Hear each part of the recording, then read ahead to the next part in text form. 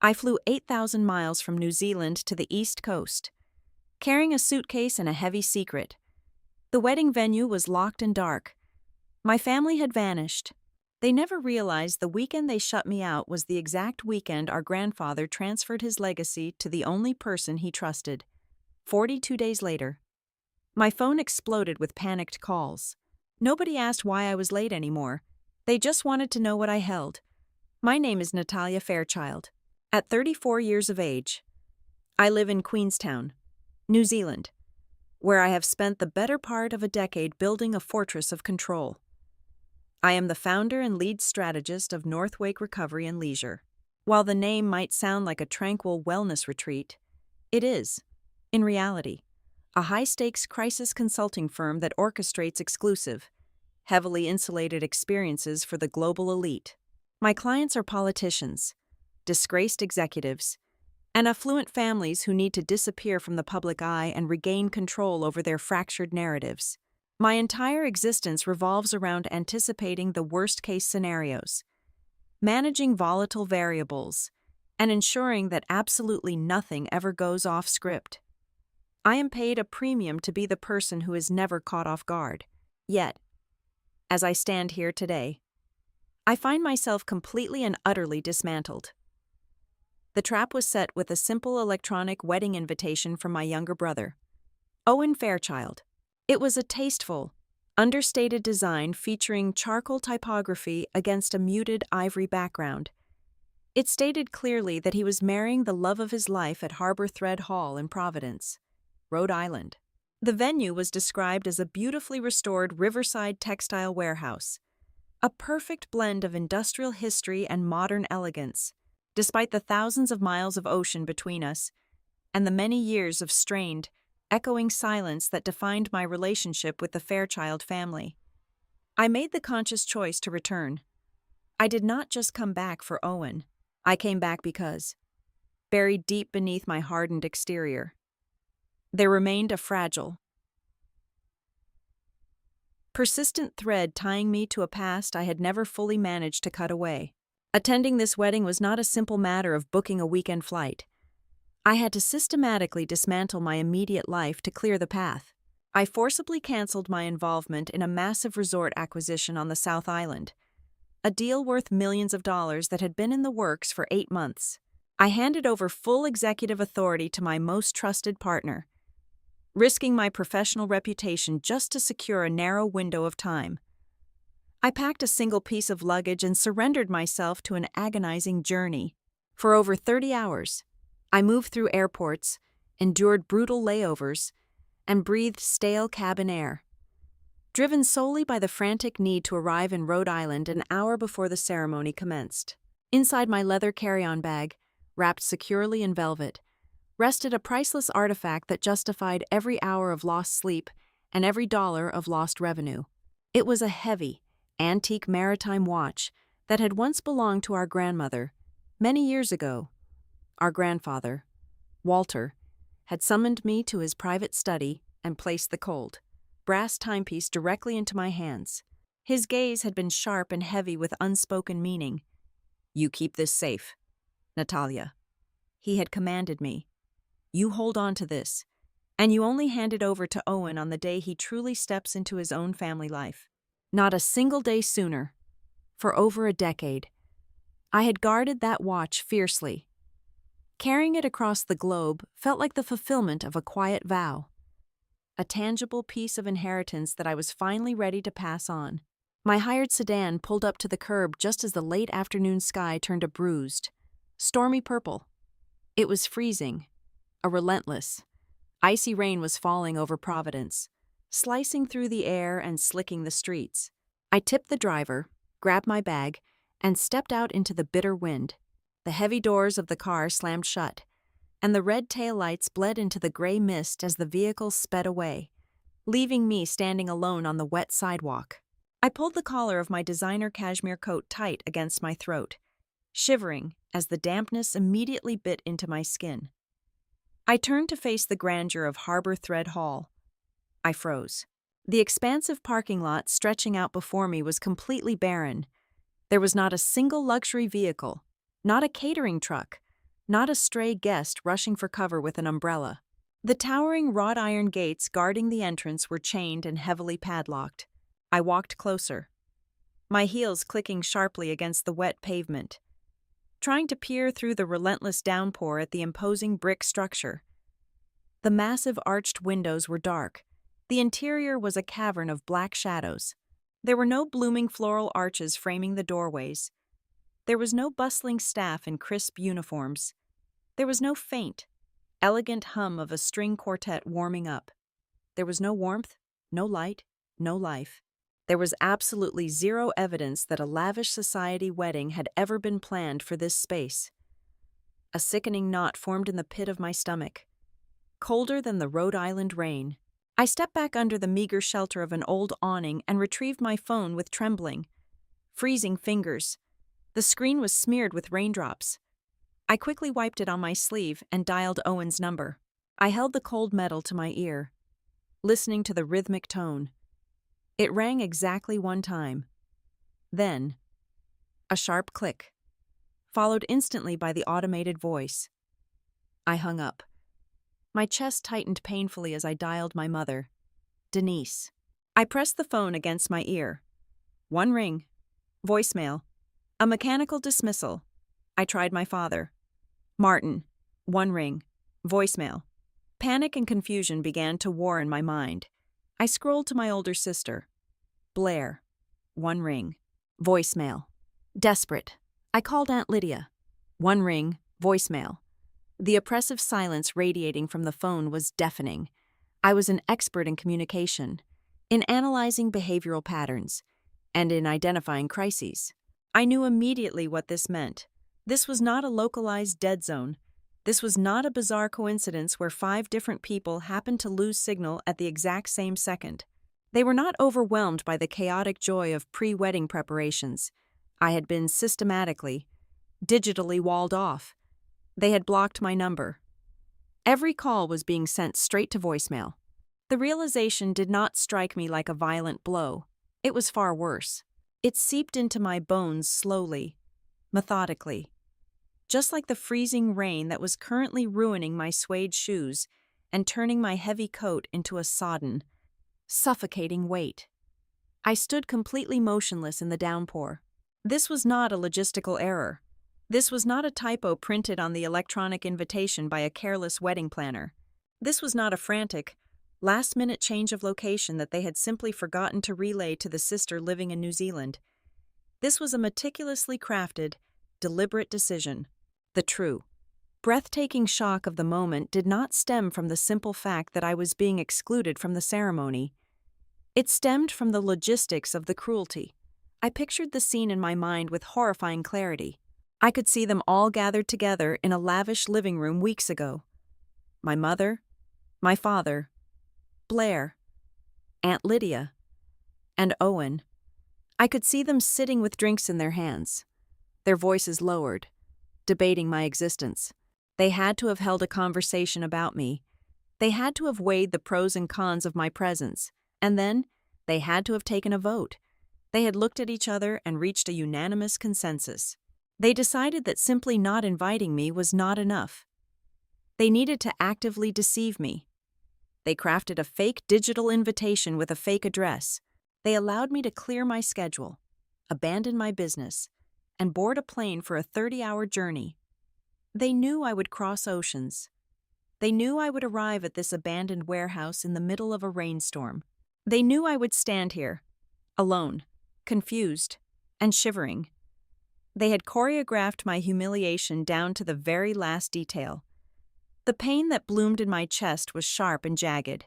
It was the absolute certainty that the family I had crossed the world to support had joined hands, locked the doors, and gleefully thrown away the key.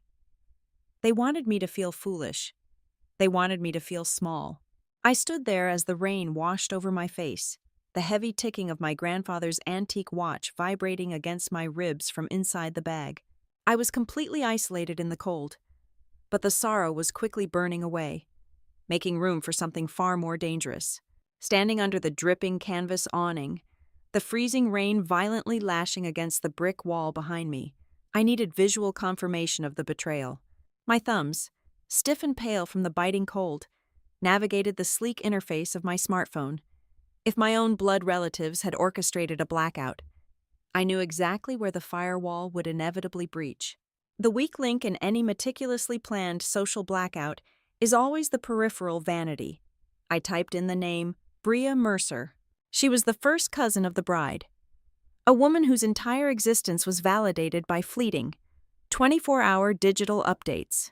Bria was the type of person who transformed a mundane Tuesday morning coffee run into a cinematic event. I knew she would never possess the discipline to keep a high society wedding offline.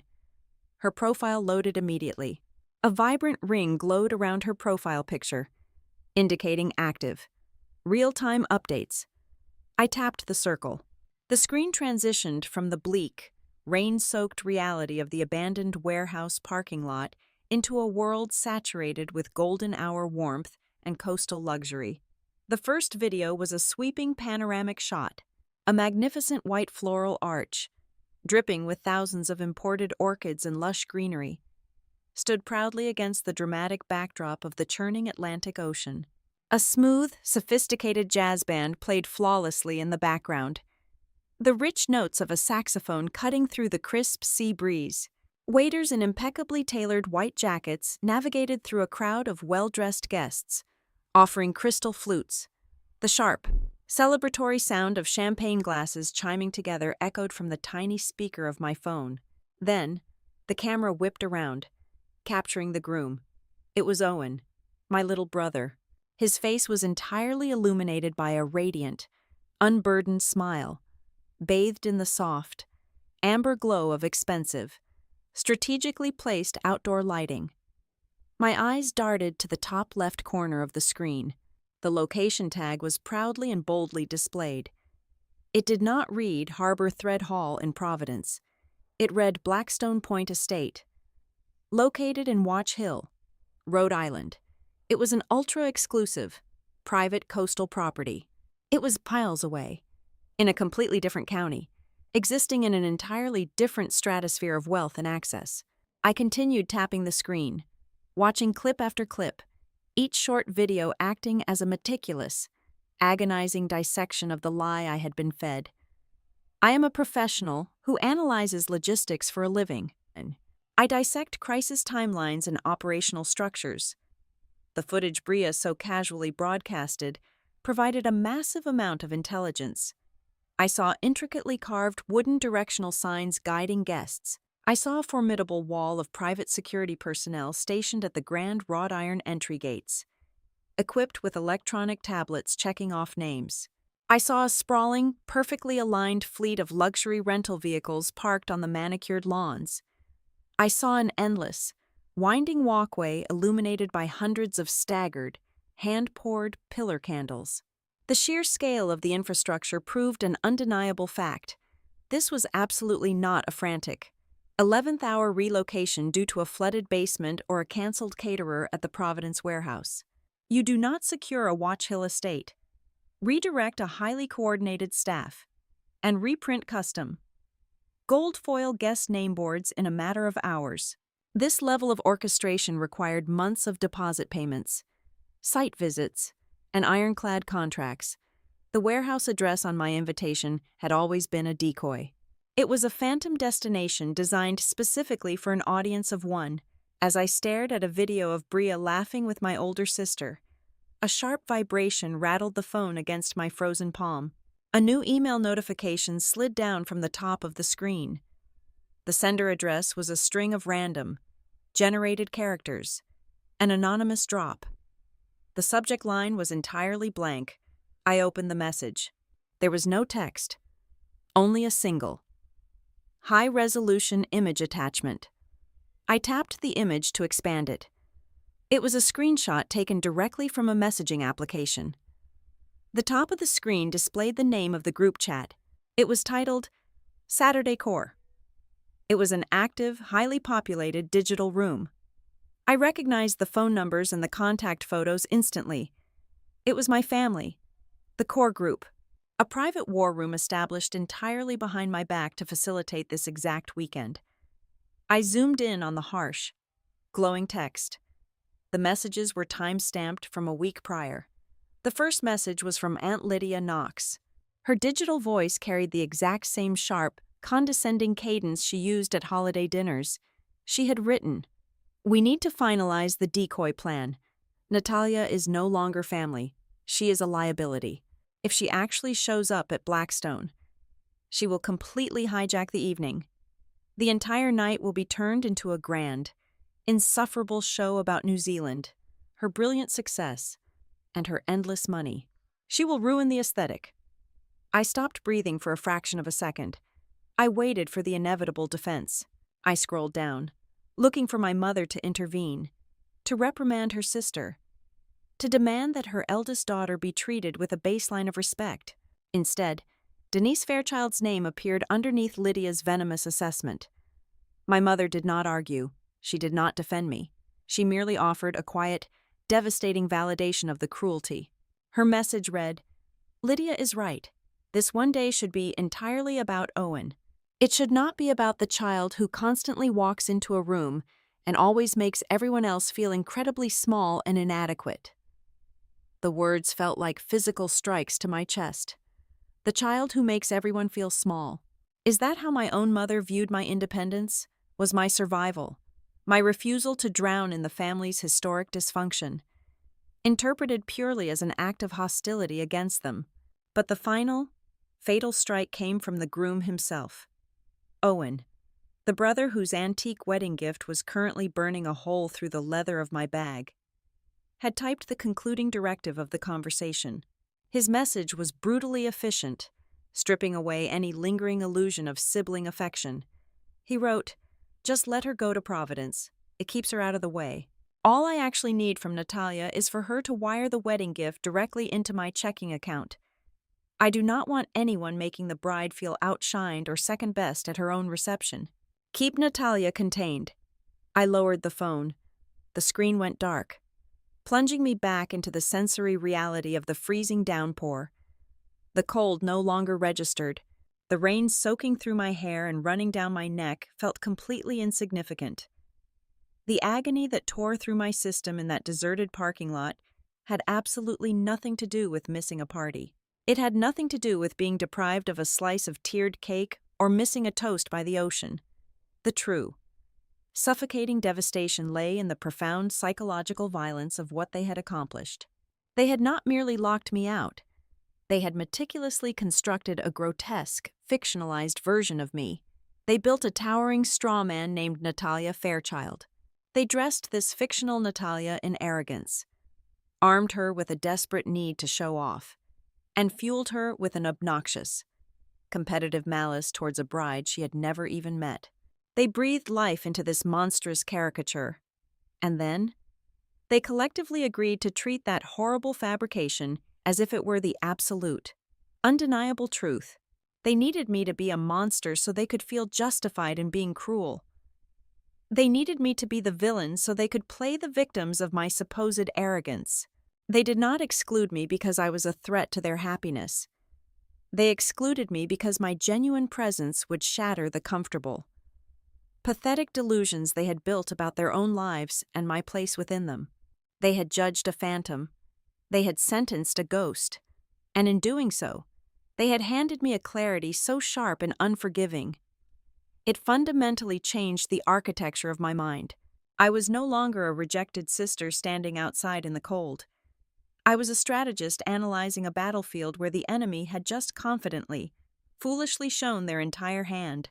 I did not march out of the freezing rain to find a rental counter and demand a luxury vehicle.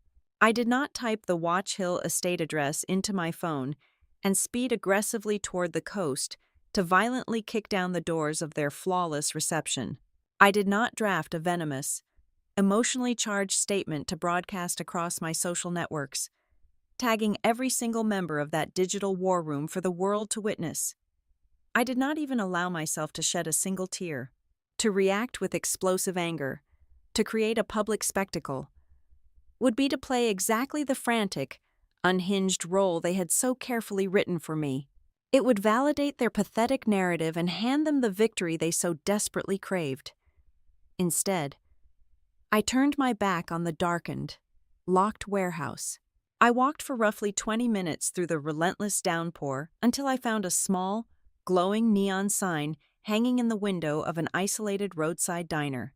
It was a sterile, unforgivingly bright room that smelled intensely of stale coffee grounds, harsh chemical cleaner, and old frying oil.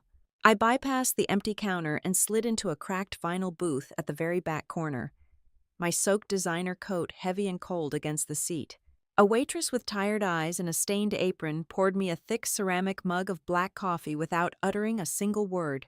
I wrapped my freezing, pale fingers around the mug, letting the intense heat slowly bleed back into my skin while the rain continued to lash against the windowpane beside me.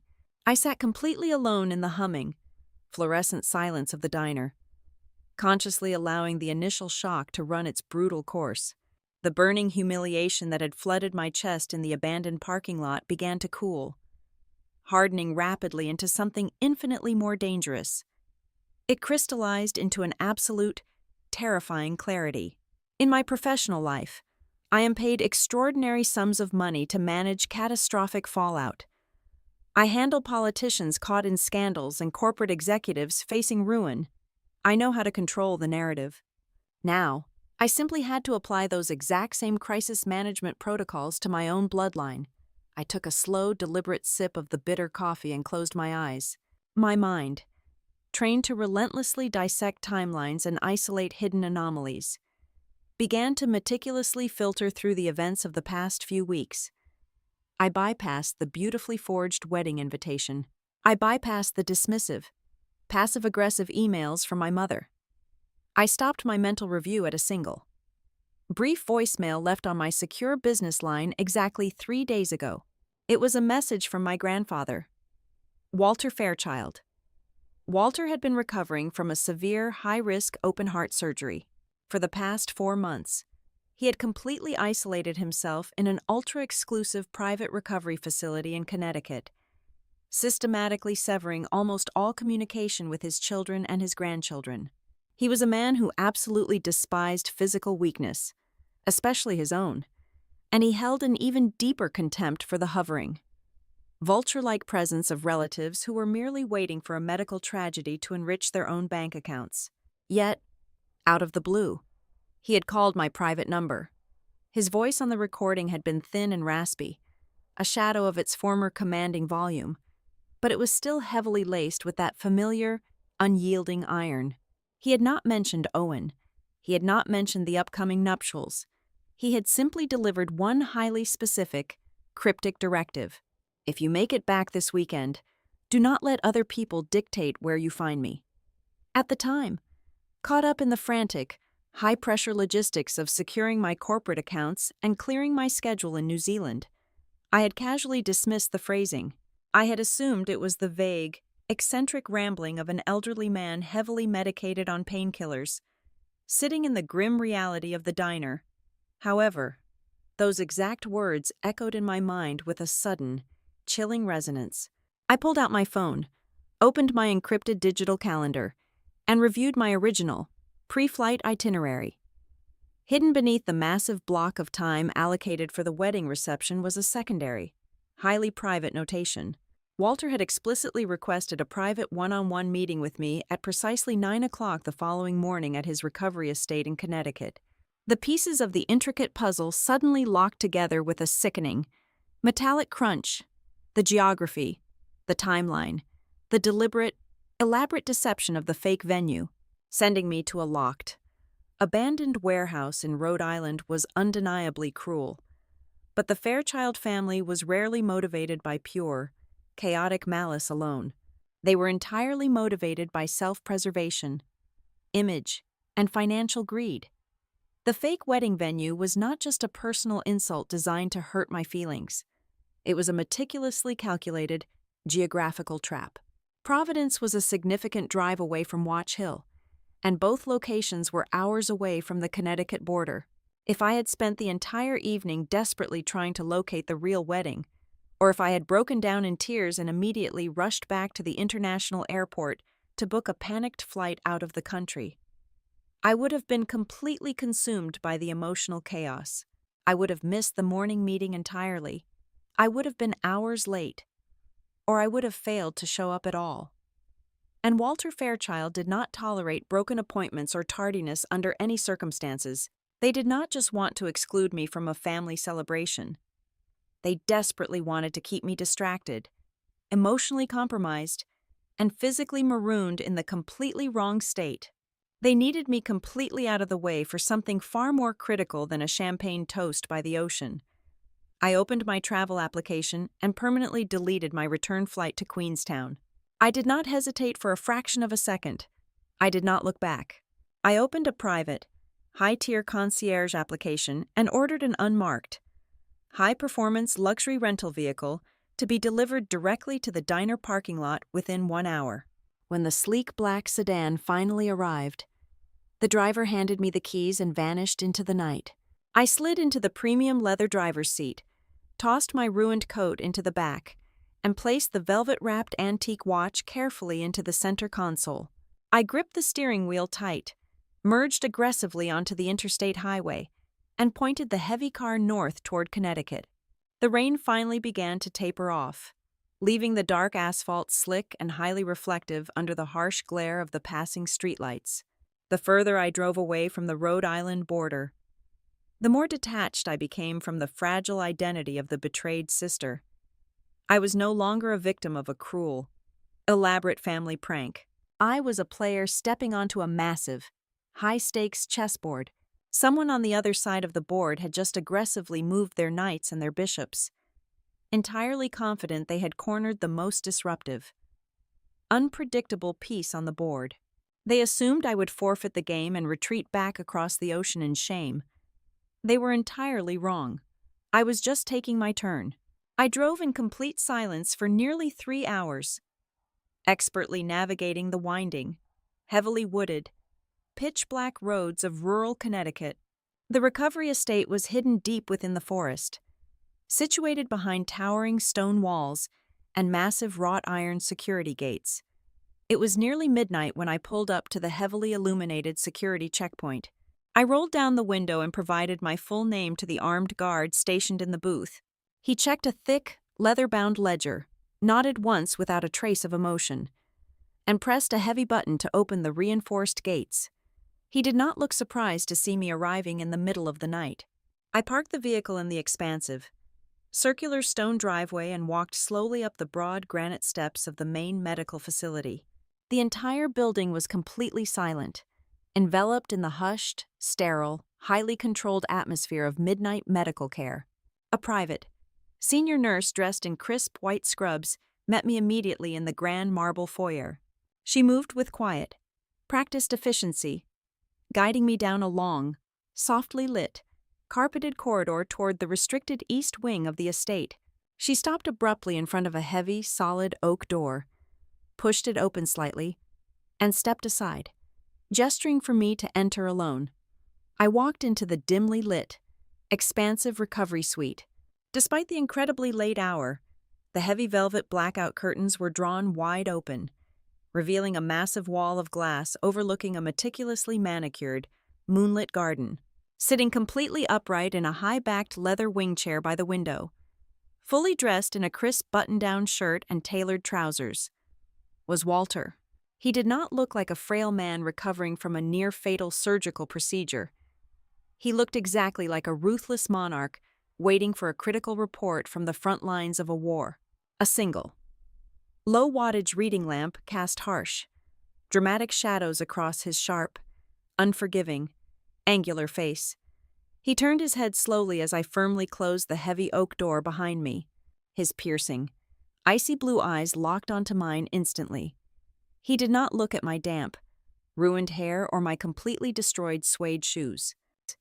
He did not ask why I was arriving at his private, highly restricted medical retreat at midnight instead of sleeping soundly in a luxury hotel room after attending my only brother's wedding reception.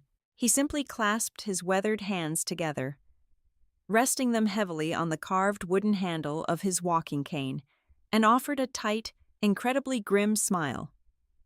"You are early," he said. His voice was completely devoid of any surprise. He had known all along. He had known exactly what his children and grandchildren would do to me, and he had been sitting in the dark, patiently waiting to see exactly how I would choose to respond. The heavy oak door clicked shut with a solid, echoing finality. I stood just inside the threshold of the recovery suite, waiting for the inevitable interrogation. I fully expected him to demand an explanation for my ruined, waterlogged appearance. I braced myself to recount the humiliating drive to the abandoned warehouse in Providence, the locked gates, the phantom guest list. But Walter Fairchild did not ask a single question. He remained seated in his high-backed leather wing chair, his weathered hands resting heavily on the carved head of his walking cane. "I do not require a play-by-play of whatever pathetic diversion they manufactured to delay you," Walter stated. His voice was a low, raspy gravel, diminished by his recent open-heart surgery. Yet it still commanded the absolute gravity of the room. "I only needed to see if you possessed the necessary intelligence to pivot and find me once you realized the trap had been sprung." I stepped further into the dimly lit room, the thick, luxurious carpet silencing the wet squelch of my ruined suede shoes. "They forged an entire wedding itinerary," I replied, keeping my tone deliberately flat, refusing to let him see the lingering sting of the betrayal. "They gave me a fake address to keep me stranded on the opposite side of the state." Walter did not express shock.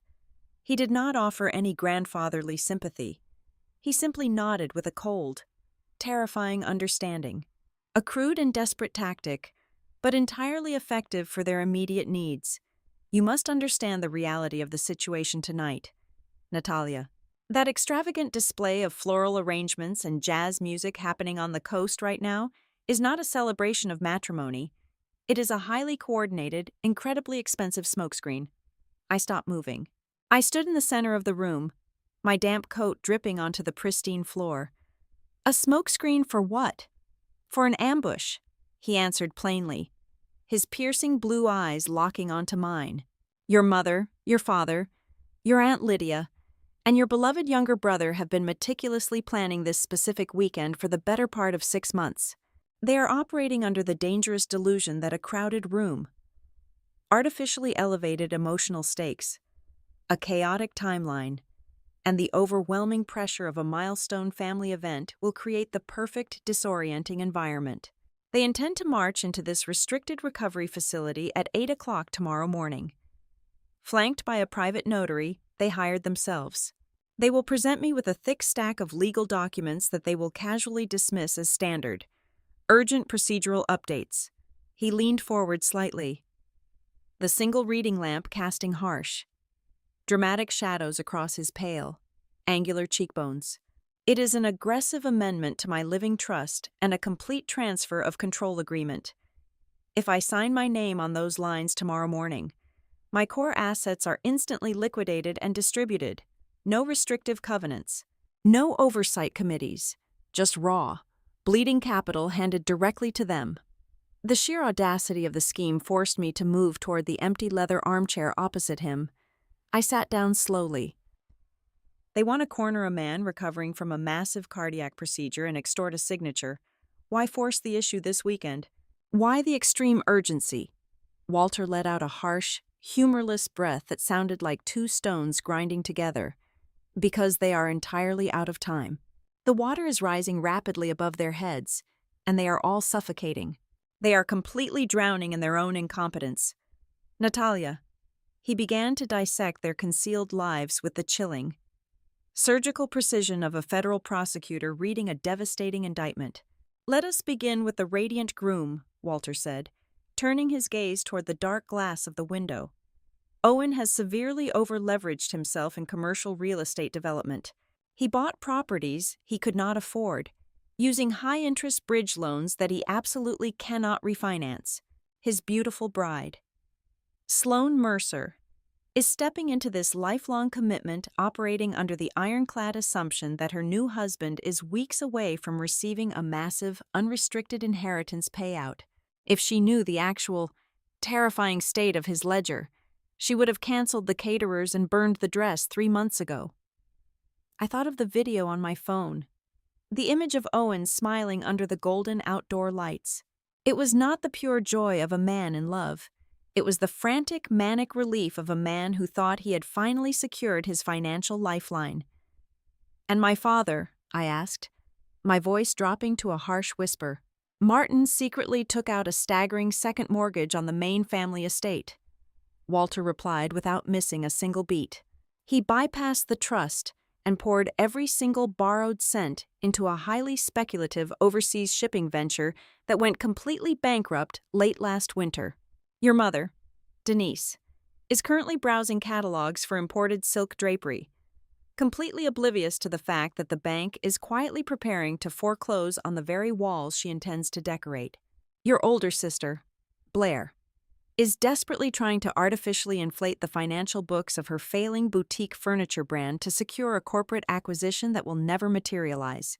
And your Aunt Lydia has entangled herself in a disastrous, toxic chain of predatory loans to silently cover up funds she misappropriated from her wealthy socialite friends." The air in the room felt incredibly thin.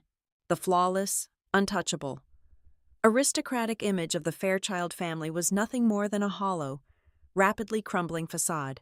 It was a fragile structure held together entirely by desperate lies, silent panic, and the ravenous anticipation of an old man's death. "They all firmly believe," Walter continued, his tone dripping with absolute contempt, "that if they can just corner me tomorrow morning and force my signature onto that amended trust, millions of dollars will suddenly unlock. They think the capital will be highly liquid, easily accessible, and more than enough to quietly plug the massive, catastrophic holes they have dug into their own lives." "And you knew all of this," I stated, studying the grim, unyielding lines etched deeply around his mouth. "You sat here in medical isolation, and you watched them dig their own graves." "I am an observer by nature and a strategist by trade," he countered smoothly.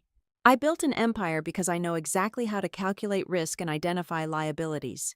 I made a firm decision over a year ago that I would never surrender the reins of my life's work to a pack of desperate, undisciplined fools." He shifted his weight in the chair, wincing marginally as his healing chest muscles protested the movement. But the terrifying intensity in his eyes never wavered. "I summoned you here tonight to tell you that the papers they plan to force upon me tomorrow will remain completely unsigned. But more importantly, I needed to look you directly in the eye before I finalized the genuine succession plan." I remained perfectly still in the leather chair. I did not ask the question. I knew the rules of power far too well to ever ask the question. Walter watched my silence, and for the very first time that night, the razor-sharp edge of his expression softened into something faintly resembling profound respect. "I am not handing you the keys to the kingdom because I believe you are a flawless human being, Natalia," he said, his volume dropping significantly. "I know exactly who you are. I know you are ruthless in your corporate dealings. I know you can be incredibly cold and detached. I know you have built an impenetrable fortress around yourself in New Zealand to avoid dealing with this family. But I chose you for a much simpler, far heavier reason." He raised his walking cane and tapped the heavy brass tip against the hardwood floor. It was a sharp, solitary sound that echoed with absolute finality. "In 34 years, Walter stated, his voice ringing with absolute certainty, "you are the absolute only person in this entire bloodline who has never once walked into my private office, poured me a glass of scotch, and politely asked how much money you would be receiving when I finally stopped breathing." The immense weight of his words settled over my shoulders like a mantle made of lead. It was not a grand compliment. It was a devastating burden. He was handing me a loaded weapon, knowing exactly how much destruction would follow the moment I was forced to pull the trigger. Walter turned his head slowly back toward the massive glass window, staring blankly out into the pitch-black Connecticut forest. His broad shoulders slumped marginally, projecting the physical posture of a man who had been fighting a silent war for entirely too long. "I anticipated their interference," he murmured, speaking more to the dark glass than to me. "I knew they would monitor your travel arrangements. I fully expected Lydia to manufacture a sudden crisis, or for your mother to fabricate a medical emergency just to keep you occupied at the airport. I expected base deception. I expected vulgar greed. He closed his eyes, and a profound, bone-deep sorrow seemed to temporarily wash over his harsh features. But I severely underestimated the absolute depth of their moral rot, he confessed quietly, the anger in his voice replaced by a chilling disappointment. I never imagined, even in my darkest calculations, that they would successfully orchestrate your absence by turning your own younger brother into an active, willing co-conspirator. I never thought they would sink low enough to weaponize a sacred vow, to use the exact day of his own wedding, just to ensure you were locked out of a room. We sat together in the heavy, electric silence. I reached into my bag, my fingers brushing against the cold velvet pouch, holding the antique maritime watch. Owen was supposed to receive it today. He had traded that honor, and everything else, for a lie he firmly believed would save him. Walter opened his eyes. The sorrow was completely gone, instantly replaced by a terrifying, absolute zero resolve. "Let them have their beautiful party tonight," Walter whispered, his eyes locked on the darkness. "Let them drink their imported champagne, take their photographs, and dance blindly on the very edge of their own ruin. Because tomorrow morning, the rules of the game permanently change, and you are going to be the only one holding the pen." Walter slowly rose from his chair, his joints popping faintly in the silent room. He leaned heavily on the solid brass head of his walking cane and navigated across the thick, woven carpet toward an unassuming, dark mahogany panel integrated seamlessly into the custom shelving of the recovery suite. Pressing his right thumb firmly against a concealed biometric scanner, a soft mechanical click echoed through the room. The heavy wood panel slid back smoothly, revealing a deeply recessed steel safe. He punched in a complex sequence of numbers, the keypad emitting a series of sharp, electronic beeps, before hauling open the heavy steel door. He reached inside and withdrew a massive, leather-bound portfolio. It looked incredibly heavy. He carried it back across the room and dropped it onto the center of the polished oak desk with a resounding, authoritative thud. "This," Walter said, his breathing noticeably shallower, but his eyes completely locked onto mine, "is the absolute architecture of their consequence. I have spent the last 7 months building this vault, and tonight, I am handing you the only key." He opened the thick leather cover. Inside was a meticulously organized, brutally comprehensive legal dossier. It contained the original last will and testament, a newly amended legal codicil, a handwritten letter of explanation penned on his personal stationery, a thick stack of internal family loan ledgers, and a sealed memorandum directed exclusively to his primary legal counsel. The sterile smell of the medical suite was briefly overpowered by the scent of fresh ink and aged paper. "I am not leaving you a mountain of liquid cash to simply walk away with, Natalia," he stated flatly, tapping the primary document. "That would be a severe miscalculation and an insult to your intelligence. I am leaving you total, unmitigated control." I leaned over the desk, my eyes scanning the densely typed pages of the primary directive. The legal terminology was razor-sharp, drafted with a cold, unforgiving precision. The first massive revelation struck me instantly. I was not named as the sole beneficiary in any traditional, simplified sense. Instead, Walter had designated me as the primary executor of the entire estate and the sole managing trustee of the newly formed Fairchild Family Trust.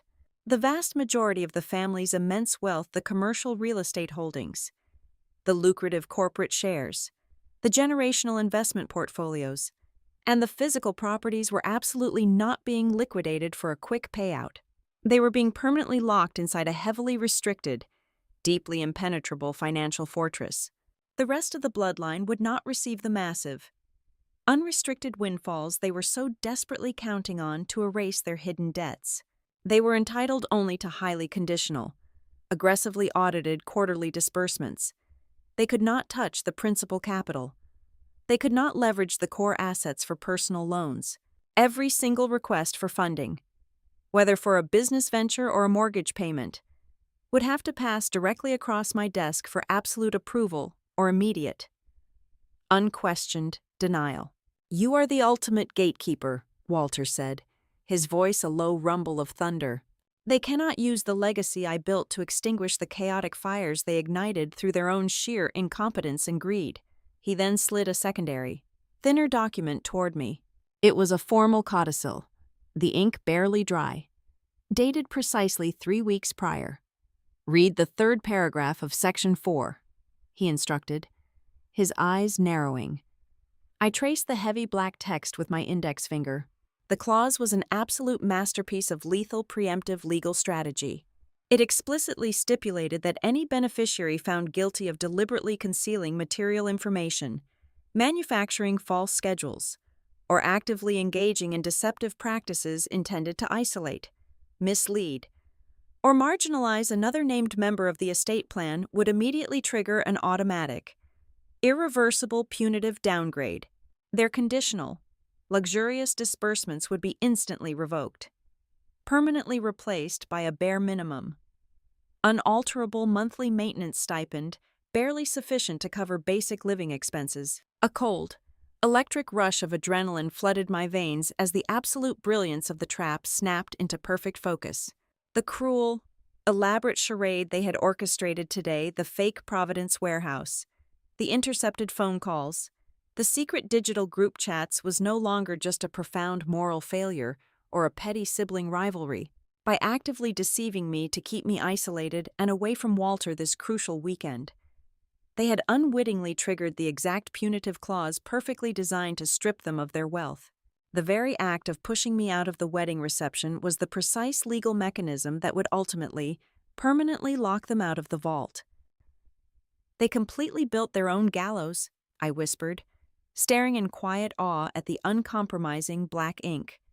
"And they practically begged to tie the knot." Walter agreed without a single trace of paternal sympathy.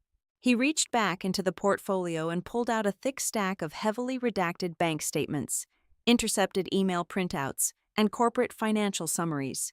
"Martin and Blair have been incredibly reckless, bordering on criminal.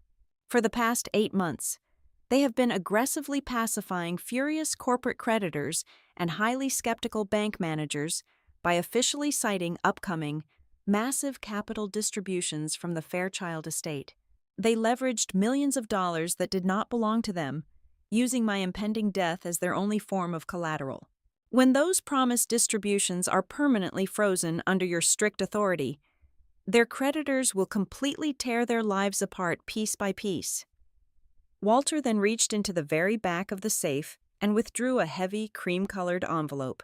It was sealed shut with a thick puddle of deep crimson wax, stamped firmly with the Fairchild family crest.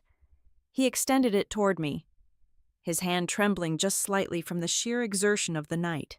"This is directed strictly to Elias Vane, the senior managing partner at the law firm of Vane Holloway," Walter explained, his tone dropping to a deadly serious register.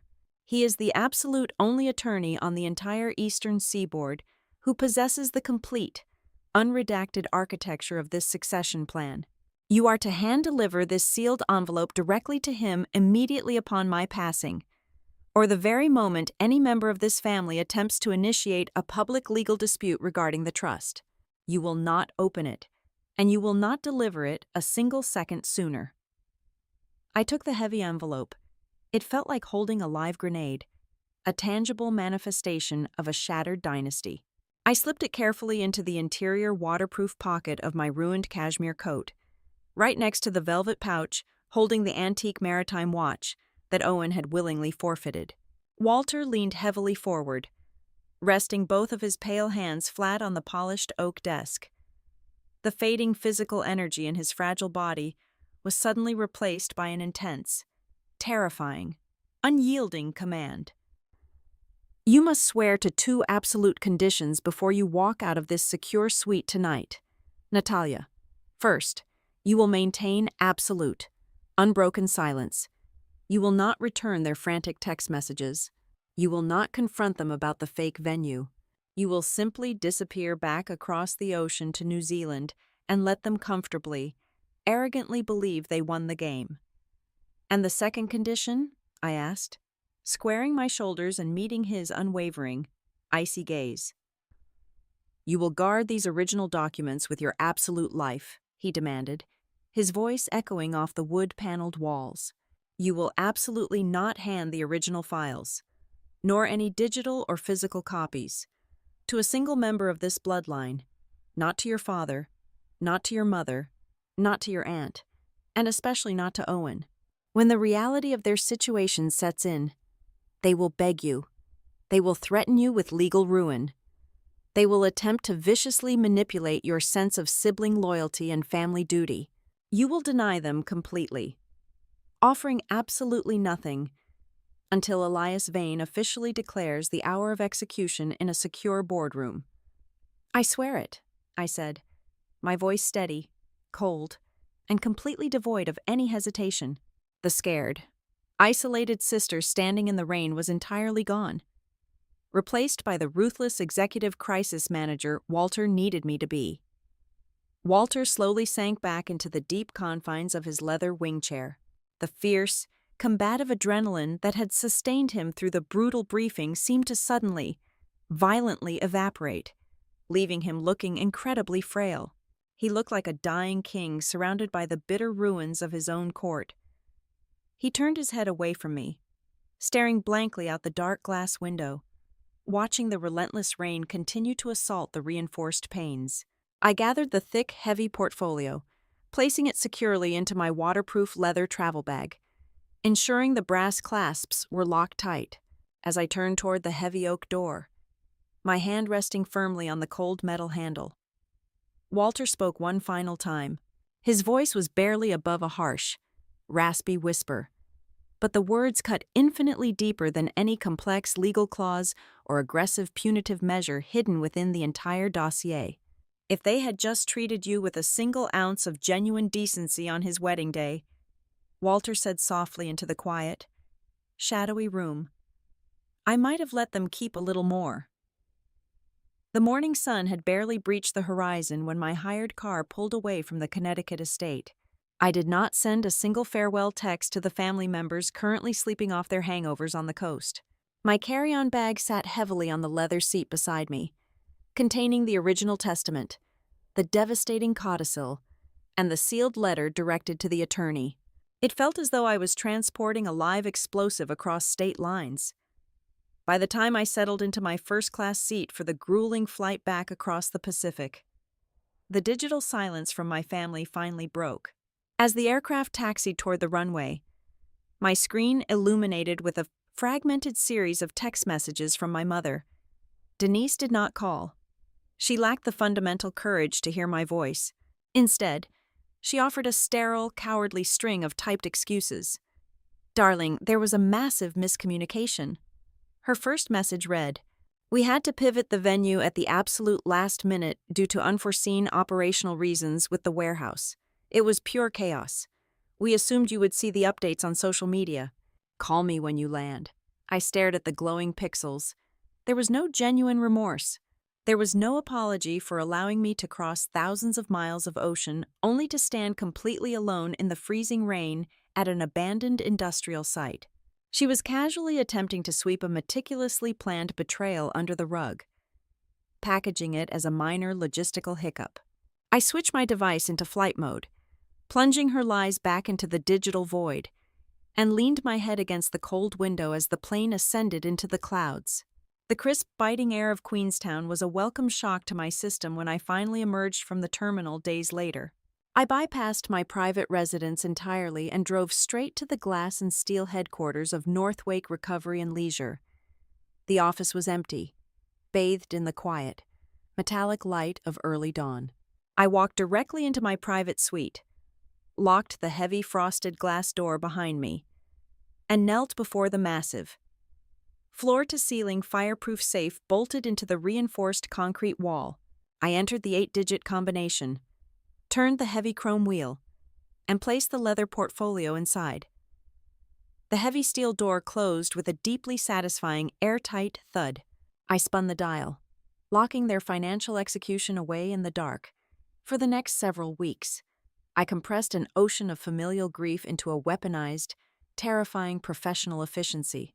I did not allow myself a single moment of idle reflection. I transformed my quiet devastation into raw, unyielding momentum. I personally spearheaded the aggressive expansion of a highly lucrative VIP retreat contract deep within the isolated glacial valleys of Fjordland. I sat in sleek, high-rise boardrooms and successfully negotiated a multi-million-dollar chain of immersive, off-grid experiences spanning 3 entirely private luxury resorts. I operated with a chilling, flawless precision. To my corporate partners, my wealthy clients, and my dedicated staff, I appeared as a woman utterly devoid of cracks, completely untouched by any personal tragedy. I was a monument of control. Halfway across the globe, the Fairchild family was operating under a dangerously flawed psychological profile of who I was. They assumed my silence was simply the predictable byproduct of a wounded, overly emotional sister throwing a temporary tantrum. In their arrogant minds, they believed they had successfully navigated the storm. They thought I would inevitably cool down, process my hurt feelings, and eventually reach back out to them seeking reconciliation. They relied entirely on the outdated version of me, the highly successful but fundamentally soft-hearted eldest daughter, who always absorbed the blows and always extended the first olive branch to keep the peace. This delusion was perfectly encapsulated in a solitary message I received from Owen exactly 2 weeks after the wedding. It arrived late in the evening, illuminating the dark interior of my car as I drove home from a grueling negotiation. "Hey," his message began, devoid of any warmth or familial title. "Things that day were significantly more complicated than you think. I know you are angry, but please do not turn this into a massive war. Let it go." It was a pathetic, half-hearted attempt at damage control. He did not offer a direct apology for his active participation in the deceit. He simply demanded that I absorb the humiliation quietly and refuse to retaliate, framing any potential reaction from me as an act of unwarranted aggression.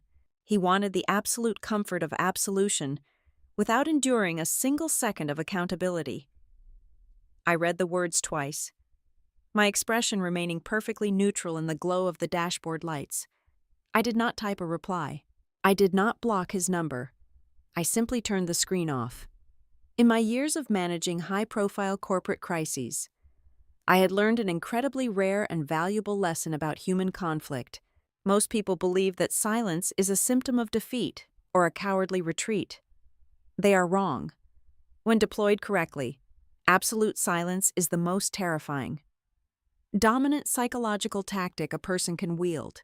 Remaining quiet was not me running away from the battlefield. It was my absolute refusal to grant them the pen.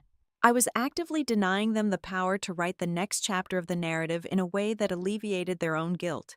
By giving them nothing to react to, I left them completely stranded in the uncomfortable, echoing void of their own actions. For exactly 42 days, I maintained a total suffocating blackout. I did not upload a single photograph to my social media profiles. I did not return a single missed call. I did not send a solitary email, text message, or encrypted signal to anyone sharing my bloodline. I vanished from their radar completely and entirely, and that sweeping, uninterrupted emptiness did exactly what I calculated it would do. It lulled them into a profound, fatal sense of security. As the days ticked by, their initial apprehension dissolved into arrogant relief. They assumed they had won. They went back to their heavily leveraged lives, signing their fraudulent loan extensions, planning their hollow, expensive dinner parties, and desperately banking on the rapidly approaching day when Walter would pass away and the financial floodgates would burst wide open. They slept soundly in their sprawling East Coast homes, entirely unaware of the catastrophic reality silently waiting for them. They did not know that sitting thousands of miles away, on the dark, quiet edge of the Southern Hemisphere, the exact woman they had so confidently locked out of the wedding was holding the absolute right to determine whether they would financially survive the coming winter. I possessed the singular key to their salvation, and I was perfectly content to let them continue digging their own graves in the dark until the clock finally ran out. On the evening of the 42nd day of my self-imposed exile, I was sitting alone on the expansive cedar balcony of my Queenstown residence. A crisp breeze rolled off the glacial waters of the lake as the sky bruised into deep shades of violet and burnt orange. I was holding a glass of mineral water, watching the fading light reflect off the jagged mountain peaks, when my personal phone began to vibrate against the glass patio table. It did not just ring, it erupted. The device rattled violently against the tempered glass, an endless, stuttering mechanical seizure of incoming notifications. The screen flashed entirely white, struggling to process the sheer volume of data flooding into the receiver. Within a span of 60 seconds, I received over 100 missed calls, dozens of frantic voicemails, and an absolute avalanche of text messages. The operating system actually froze twice, buckling under the sudden, desperate digital assault from the Northern Hemisphere. Walter Fairchild had passed away peacefully in his sleep earlier that very morning. There was no dramatic medical emergency, no drawn-out bedside vigil. His heart simply stopped beating in the quiet solitude of his Connecticut recovery suite.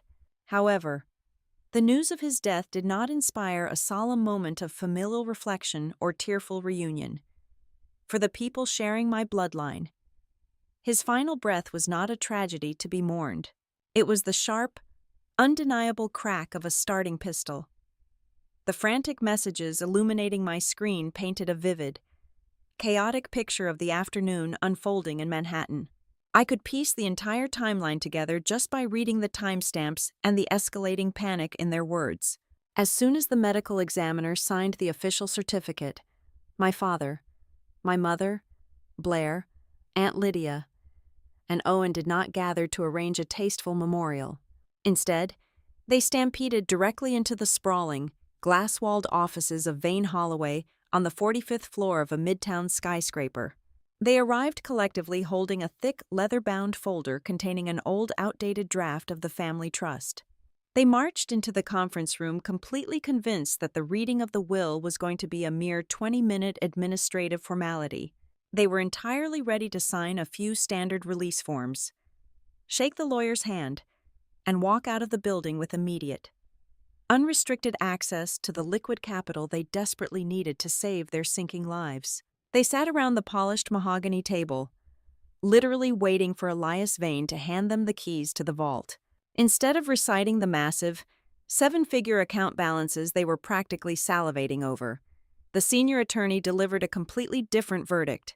Elias Vane, a man who possessed absolutely zero patience for aristocratic entitlement, stood at the head of the table and informed them in a cold, measured tone that the document they brought with them was legally useless.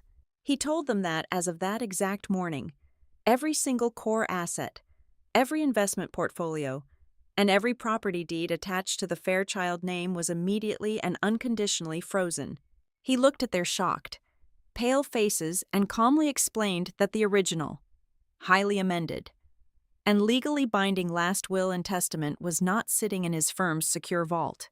He told them that the only valid document on the face of the earth was currently resting safely in the hands of the single individual Walter had personally designated as his sole executor. I could vividly imagine the absolute, suffocating silence that must have crashed down over that opulent conference room the exact second Elias Vane spoke my name. The very first wave of text messages I received, time-stamped just moments after they must have stumbled out of the law firm and onto the bustling New York pavement, were heavily dripping with arrogant, furious entitlement. They were still clinging desperately to the delusion that they possessed some sort of authority over me. "You need to overnight those documents to America this very instant," my father commanded in a glaring block of text. "Stop playing these childish games. This is a severe legal matter. I do not know what kind of manipulation you pulled on an old, sick man," Aunt Lydia typed, her words practically vibrating with venom. "But you will do your family duty and send that paperwork directly to Elias Vane before the end of the business day." My mother chimed in with a passive-aggressive demand. Writing, "Natalia, people are grieving. This is incredibly selfish behavior. Release the hold on the accounts immediately so we can properly honor your grandfather." I sat on my balcony in New Zealand, sipping my water, and watched the digital demands roll in. I did not move a single muscle to reply. I simply waited. It took less than 45 minutes for the fragile, aggressive facade to completely shatter. The reality of a permanently frozen trust account hits incredibly hard when you have spent the last 6 months making expensive promises with money you do not actually have. The tone of the incoming notifications experienced a radical, whiplash-inducing shift from furious demands to outright, hyperventilating panic. The banks had officially been notified of the frozen estate. The massive financial dominoes they had carefully stacked were beginning to violently topple. Aunt Lydia sent a fractured, misspelled message indicating that her private margin calls were suddenly suspended and under immediate review. Blair left a breathless voicemail, the sound of Manhattan traffic blaring in the background, frantically explaining that her corporate investors had pulled their term sheets the second they realized she could not produce the Fairchild collateral she had promised them. My father's second text message abandoned all authority entirely. He simply wrote, "The private bank just flagged my revolving credit line. They are threatening to call in the collateral by Friday. You have to sign the release authorization." Even more spectacularly, the family had preemptively booked an obscenely expensive, premium funeral package at a highly exclusive chapel before ever speaking to the lawyers. The funeral director was now demanding an immediate, six-figure wire transfer to secure the dates, and absolutely no one in my family had the liquid cash to cover the invoice. Then came the sudden, nauseating wave of fabricated affection. It was a desperate, transparent attempt to appeal to the familial bond they had so casually discarded a month and a half ago. My phone lit up with a message from my mother. "Darling," she wrote, using a term of endearment she had not directed toward me in over 5 years. "Please pick up the phone. We are all just so emotionally overwhelmed and we really want to hear your voice. We miss you." Aunt Lydia completely dropped her trademark, razor-sharp sarcasm. She sent a pathetic, pleading text that read, "We are family first. We can work all of this out together. Just call us." Blair followed up with, "I know things have been incredibly tense between us lately, but this is absolutely not the time to keep score. We have to stand united." The final, most satisfying notification came from the golden child himself.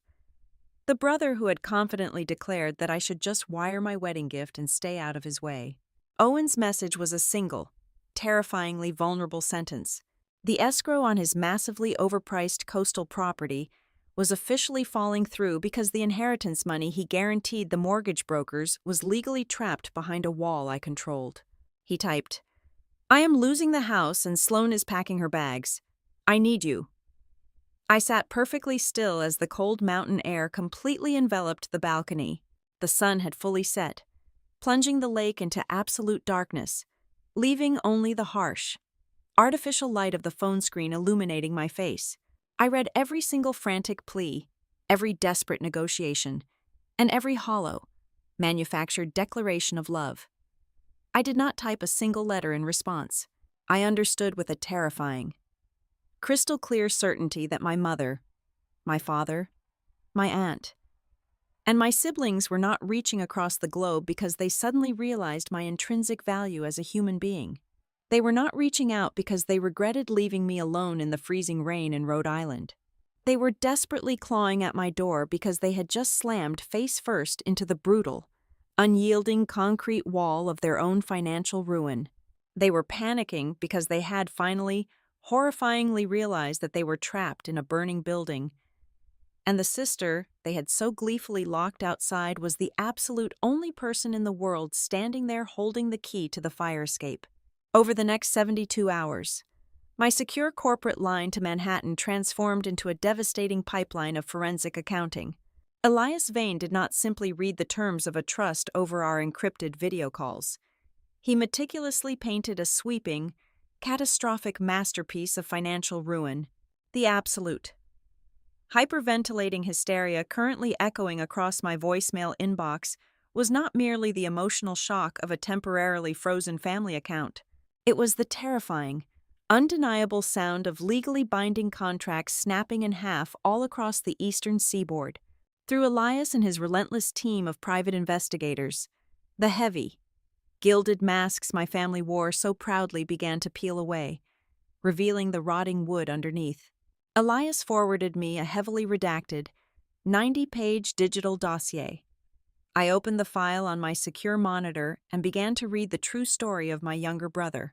Owen and his new wife, Sloane, had not just been browsing real estate.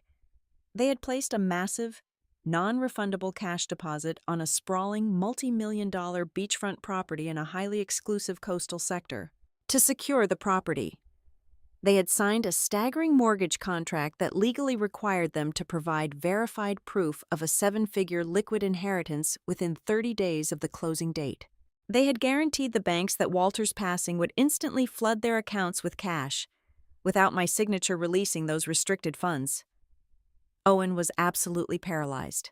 In exactly 14 days, they were going to lose a deposit of $400,000 and immediately default on a loan they could never hope to service. My older sister was drowning in an entirely different, equally lethal ocean. Blair had spent the last 8 months desperately courting a massive private equity firm to salvage her rapidly sinking boutique furniture brand. She had secured an emergency corporate bridge loan of roughly $2.5 million. To get that money, she had legally pledged her upcoming, guaranteed capital distribution from the Fairchild estate as her primary collateral. Now that I had frozen the trust indefinitely, her ruthless investors were initiating the early stages of a hostile takeover. Her carefully curated, highly publicized empire of velvet sofas and imported brass coffee tables was crumbling into ash, and she had absolutely no way to stop the bleeding. But my father, Martin, had orchestrated the most breathtaking, reckless betrayal of all. Elias's forensic accountants discovered a silent, secondary lien deeply attached to the primary Fairchild family estate. Martin had quietly, illegally folded the historic family home into a high-yield revolving credit facility to desperately cover his catastrophic overseas shipping investments. He had taken out a loan of nearly $5 million at a punishing interest rate of 18%. He had been operating on the incredibly arrogant, grotesque assumption that Walter would die before the massive balloon payment came due. He planned to use the untethered inheritance money to quietly erase the corporate debt before my mother, Denise, ever realized she was sleeping in a house that was entirely owned by a predatory lending bank. The first major, paradigm-shifting revelation of the week, however, did not come from a dry bank statement. It came from a series of intercepted personal emails provided by Elias's investigative team. Sloane Mercer was absolutely not the naive, blushing bride swept up in Owen's foolish delusions of grandeur. She knew exactly what she was marrying into. The private emails revealed that Sloane and her parents were fully aware that the Fairchild family's vast liquid wealth was largely a heavily curated optical illusion. They had actively participated in inflating the social perception of the union. The Mercers were dealing with their own quiet financial plateau, and they were desperate to make the marriage appear as an equal, historical merger of two incredibly powerful aristocratic dynasties. Sloane had happily played the role of the wealthy heiress marrying the billionaire heir, fully complicit in the massive charade as long as the social cachet elevated her own personal brand. The second surprise was far more sinister, and it completely reframed the entire architecture of the wedding weekend. Elias sent me the detailed vendor contracts and the final billing ledgers for the Watch Hill reception. As a professional who orchestrated high-end, exclusive corporate retreats and crisis management events for a living, I immediately spotted the glaring, amateurish anomalies. The extravagant Blackstone Point estate had not been booked directly through the venue's official management. It was secured through an obscure, third-party shell company registered to a close personal friend of Aunt Lydia. I scrutinized the itemized invoices for the imported catering, the exotic floral arrangements, and the live entertainment. They were completely absurd. The line items had been artificially inflated by over 60%. A standard lighting rig was billed at the price of a stadium concert setup. The staffing ratios were entirely fabricated. The realization hit me with the force of a physical blow, knocking the breath straight out of my lungs. The cruel decision to send me to a locked, abandoned warehouse in Providence was not just a malicious geographical trap designed to keep me away from Walter's hospital bed. It was a desperate, highly calculated maneuver to keep my highly trained, professional eyes completely away from the reception. If I had walked onto the lawn of that Watch Hill estate, my operational instincts would have instantly recognized that the event was a massive, poorly executed embezzlement operation. I would have seen the cheap, substitute orchids masking the premium invoice. I would have noticed the deliberately understaffed catering crew. I would have immediately realized that Aunt Lydia was systematically siphoning hundreds of thousands of dollars from the wedding budget, skimming the massive financial difference right off the top, and funneling it directly into her own empty bank accounts to pay off her aggressive personal lenders. What I had initially processed as a petty, cruel sibling rivalry designed to push the difficult sister aside for a perfect photo opportunity was, in absolute reality, a sprawling, desperate criminal enterprise. The white lace, the smooth jazz band, and the tearful oceanfront vows were nothing but a beautiful, highly expensive tarp thrown over a massive, rotting pit of financial fraud, social climbing, and raw theft. I sat in my pristine office in New Zealand, the bright mountain sunlight streaming across my heavy oak desk, holding the absolute, undeniable proof of their destruction securely in my hands. The puzzle was finally complete. I possessed the legal and forensic authority to completely annihilate them. I could easily send Martin to federal prison for bank fraud. I could expose Lydia's pathetic embezzlement scheme to the society pages and ruin her remaining reputation. I could watch Owen and Blair file for total, humiliating bankruptcy before the end of the fiscal quarter. But despite the blinding clarity of the entire picture, I did not make a single phone call. I did not forward the damning evidence to the financial authorities or the mortgage brokers. I simply gathered the thick stack of printed documents, placed them meticulously back into my secure desk drawer, and turned the heavy brass key. I am a crisis manager. I know that the most fatal, irreversible mistake one can make in a high-stakes corporate or personal negotiation is striking the enemy too early. The water was rising rapidly around their throats, but they still foolishly believed they could tread water. They still arrogantly thought they could manipulate me, negotiate with me, or bully me into submission with their frantic text messages. I decided to let them keep swimming. I would remain completely silent, letting the suffocating, crushing pressure of their own tangled lies drag them deeper into the dark, freezing depths of the ocean they had willingly created. I would wait patiently, observing from the absolute safety of the shore, for the exact moment they completely ran out of air. The mounting legal pressure surrounding the frozen estate finally required my physical presence on the eastern seaboard.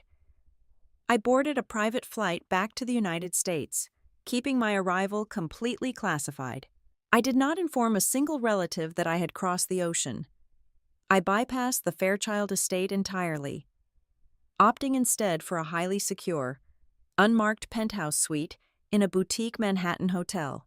My only point of contact in the city was Elias Vane. For 3 exhaustive days, we practically lived inside the soundproof, glass-walled conference room of his law firm. We meticulously combed through every single page of Walter's original portfolio, fortifying our defenses for the impending probate hearing. Elias, a veteran of brutal corporate bloodbaths, warned me that my father and Aunt Lydia were currently cornering hostile litigators, fully preparing to aggressively contest the will on the manufactured grounds of diminished mental capacity. They were absolutely not going to surrender their fictitious wealth without a vicious, highly publicized war. While we were reinforcing the legal barricades, a critical breach occurred within the family's own ranks. It started with a highly encrypted message sent directly to my corporate email server. The sender was Tess Fairchild. Tess was the quiet, observant cousin who had anonymously dropped the screenshot of the secret group chat into my lap on the night of the wedding. Now, the overwhelming gravity of the frozen assets had finally shattered her paralyzing fear of Aunt Lydia. Tess requested a completely off-the-books meeting at a small, unremarkable coffee shop in Brooklyn. When I arrived, she looked completely terrified, She slid a small, silver digital drive across the table, whispered a hurried apology, and rapidly exited the cafe without even ordering a drink. I plugged the drive into my secure laptop back at the firm. It contained a single, high-definition audio file. It was a covert recording of a heated argument that took place in the main dining room of the Fairchild estate exactly 2 days before the wedding. I pressed play and listened as Aunt Lydia's sharp, commanding voice filled the room. "You have to make absolutely sure she goes to the Providence address." Lydia snapped on the recording, her tone dripping with venomous authority. "Keep her locked at that fake venue until Sunday morning. Do whatever it takes. Cut her phone access. Ignore her calls. If she gets anywhere near the Connecticut recovery facility before we do, she will completely derail the old man changing the papers. She cannot be in that hospital room." Hearing the raw, unfiltered audio cemented the absolute darkest theory. The geographical deception was never simply about sparing the bride from my supposed arrogance.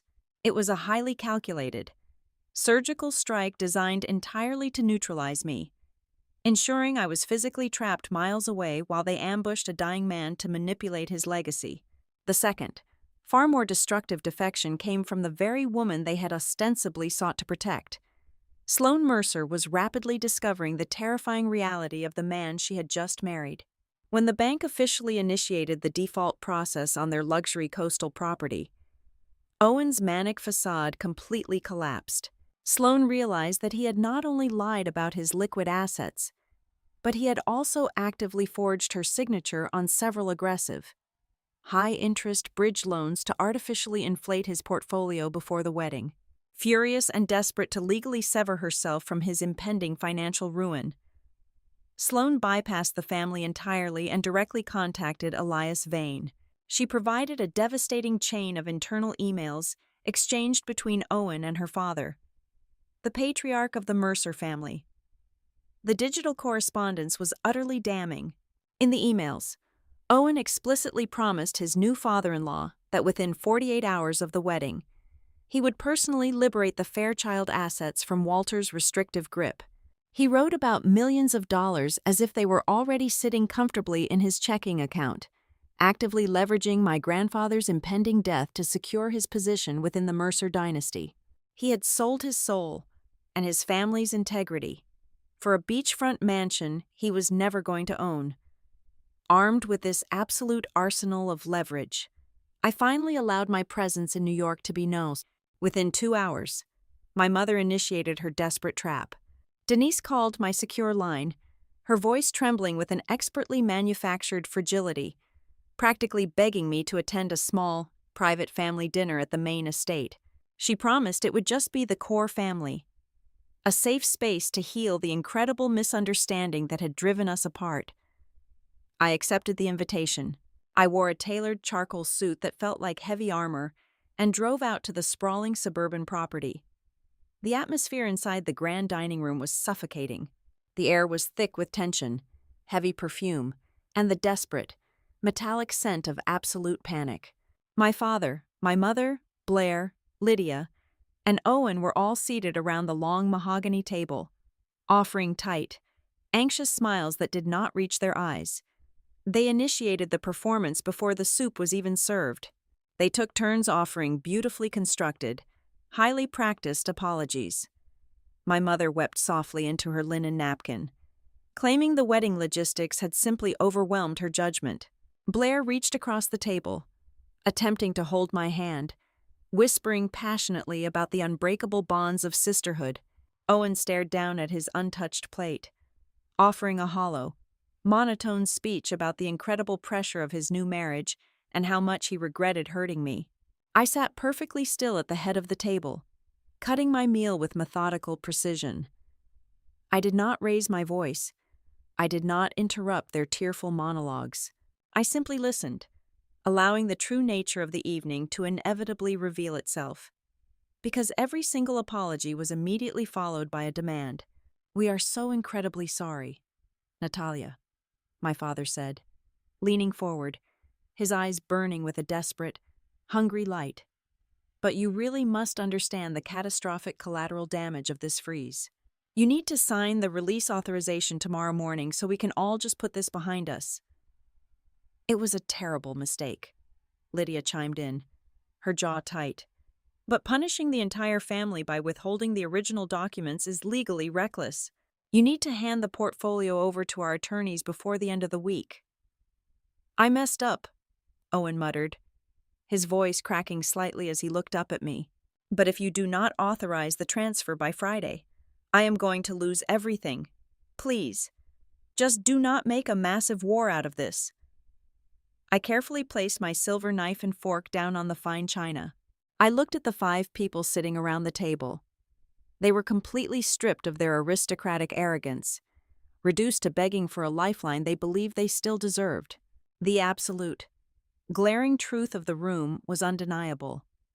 Not a single person sitting at that table felt an ounce of genuine remorse for betraying me, locking me out, and leaving me stranded in the rain.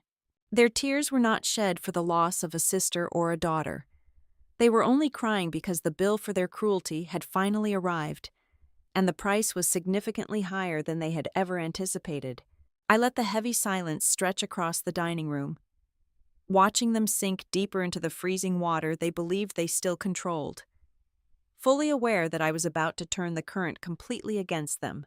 The air inside the primary conference room of Vane Holloway was so thick and heavy, it felt exactly like breathing underwater. We were gathered around a massive polished mahogany table that stretched for 20 feet across the room. To my immediate left sat Elias Vane, his posture rigid and uncompromising. To my right sat a row of severe, unsmiling representatives from the primary lending banks, their briefcases resting on their laps. Directly across from me sat the 5 people who shared my bloodline: my father, my mother, Blair, Aunt Lydia. And Owen looked physically ill, their faces pale and drawn beneath the harsh, modern lighting of the Manhattan high-rise. Elias did not offer a single word of comfort or any polite introductory remarks. He simply unclasped the heavy leather portfolio I had brought back from Connecticut, the incredibly sharp click of the brass locks echoing like a gunshot in the silent room. He extracted the original last will and testament, the newest, legally binding codicil, and a piece of personal stationery. He began by reading Walter's handwritten letter aloud. My grandfather's words were ruthless and entirely devoid of sentimentality.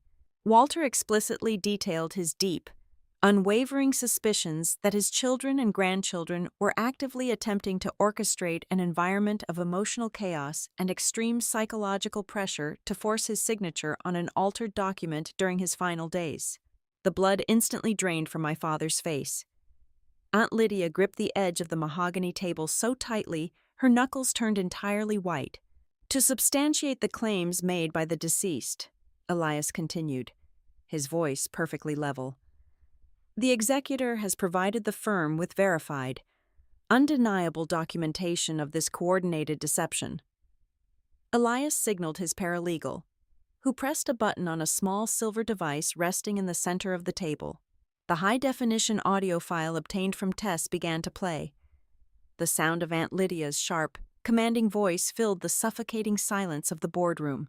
Every single person in the room clearly heard her explicitly order the family to keep me locked at the fake Rhode Island address until Sunday morning, explicitly stating her intent to keep me far away from Walter so they could manipulate his legal paperwork without my interference. When the recording ended, nobody dared to take a breath. The silence was absolute, crushing, and completely inescapable. But Elias was absolutely not finished. With the surgical precision of an executioner, he began to distribute thick packets of paper across the table. First came the printed emails provided directly by Sloan Mercer, completely exposing Owen's aggressive promises to liberate the inheritance money to secure his new marriage. Next came the heavily annotated bank statements, proving Blair had fraudulently pledged her supposed inheritance to corporate investors. Finally, Elias slid a terrifyingly detailed financial profile directly in front of my father, highlighting the secret, high-interest secondary mortgage he had illegally secured against the family estate. The intricate, beautifully constructed system of denial that Martin, Blair, Lydia, and Owen had built over the last year collapsed right in front of my eyes. It did not fall slowly. It shattered all at once, taking their arrogant, aristocratic pride down with it. In accordance with the recently amended codicil, Elias announced, staring directly at my pale, trembling relatives, a highly specific punitive clause has been officially triggered because it has been irrefutably proven that you engaged in a coordinated, deliberate effort to conceal material information from the named executor. Your standing within this trust has been permanently altered. Elias read the final verdict. Their luxurious, unrestricted rights to the Fairchild fortune were completely and irreversibly revoked. The massive capital distributions they had so arrogantly promised to their banks, their investors, and their new in-laws vanished into thin air. Their entire inheritance was instantly reduced to a heavily restricted, deeply humiliating monthly maintenance stipend. The amount was barely sufficient to cover basic property taxes and standard living expenses. They were legally barred from selling any core assets, and they were permanently blocked from withdrawing a single free dollar from the primary accounts. They were completely locked out of the vault, forced to live out the rest of their lives entirely dependent on the incredibly strict, unyielding allowance managed exclusively by me. I was officially confirmed as the sole executor and the primary administrator of the Fairchild Family Trust. But the absolute greatest, most devastating twist of the afternoon was the revelation of exactly where the vast majority of the wealth was actually going. I did not keep the millions of dollars for my own personal use. Walter had designed the trust to ensure the money served a far greater, untouchable purpose. The core liquid assets, the commercial real estate profits, and the massive investment yields were legally bound to 3 specific entities. The wealth was permanently funneled into a massive maritime heritage preservation fund, a sprawling network of vocational scholarships for underprivileged students, and a highly restrictive account dedicated purely to the physical maintenance of the generational properties. I held the absolute power to manage and distribute these funds to the charities. But the money could never be absorbed into the private bank accounts of the Fairchild family. The immediate fallout was catastrophic and instantaneous. Owen buried his face in his hands, fully realizing that his escrow contract was dead. His marriage, built entirely on the glittering illusion of infinite wealth, was already fracturing beyond repair. Blair stared blankly at the wall, her eyes wide with terror, understanding she would now be forced to publicly declare bankruptcy and completely restructure her failing furniture company in the humiliating light of the public press. My father, Martin, began to hyperventilate, the crushing reality of his hidden, massive mortgage debt finally wrapping its hands around his throat. Aunt Lydia sat completely paralyzed, knowing Elias was officially initiating a private, incredibly aggressive audit of her personal ledgers. Suddenly, the suffocating silence broke. My mother, Denise, covered her face with her trembling hands and began to weep violently. "You are destroying us," Denise sobbed, looking across the table at me with eyes full of desperate, venomous blame. "You are completely tearing this family apart. Natalia, how can you be so incredibly cold?" I looked at my mother. I did not raise my voice. I did not slam my fists on the table or offer a dramatic, emotional monologue. I simply looked at her with the absolute, terrifying calm of a woman who had finally finished a grueling, lifelong war. "The family did not break the day I kept my promise to our grandfather," I replied, my voice slicing through the heavy air with razor-sharp precision. "It broke the exact day you all sat down in a room and unanimously agreed to let me stand completely alone in the freezing rain." There was nothing left to be said. The truth had finally snapped the lock entirely shut. The conclusion of this story did not involve any screaming matches in the parking lot or any vulgar, public displays of revenge. It ended with a series of cold, incredibly complete actions. I sat at the head of the mahogany table, picked up a heavy gold pen, and signed my very first official directives as the executor of the estate. I signed the documents funding Walter's private, highly specific funeral arrangements exactly as he had requested. I signed the ironclad banking orders permanently blocking all of their desperate, unauthorized withdrawal requests. 3 days later, I stood completely alone at the front of a small, quiet chapel in Connecticut. My family sat several rows back, utterly defeated, their heads bowed under the immense, crushing weight of their new reality. I did not look back at them. I walked slowly up to the polished mahogany casket. I reached into my coat pocket and pulled out the heavy, antique maritime watch wrapped in velvet. It was the exact gift Owen had permanently lost the right to receive on the very day he chose to stand with the people who locked his sister out in the cold. I placed the cold brass timepiece gently on top of the dark wood, kissed my fingertips, and pressed them against the casket, finally laying the past completely to rest. Thank you so much for listening to this story today. I would absolutely love to know where you are listening from. So please leave a comment below so we can connect and share our thoughts on this situation. If you enjoyed this video, please make sure to subscribe to the Helena Revenge Stories channel, like the video, and support the channel even more by hitting the hype button so this story can be heard by many more people.